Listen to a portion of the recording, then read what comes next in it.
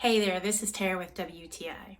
Sometimes a girl just wants to get one more hairstyle out of her hair before she has to wash it. So that is why I love this Batiste dry shampoo. I love using this dry shampoo, first of all, because it has a nice fresh scent. So your hair smells great.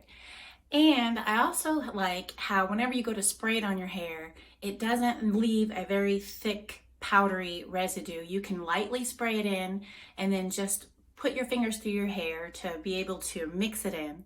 I also like how I can use this dry shampoo in a variety of ways. If I just want to be able to spray it in my hair and then afterwards style it the way I want, it's great. Or if I just want to be able to make my hairdo look a little bit more fresh before I go out in the evening, then all I have to do is just spray a little bit and then I'm ready to go.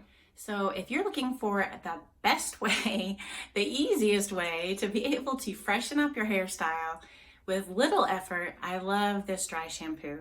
It's been my go-to shampoo, and that is just my point of view.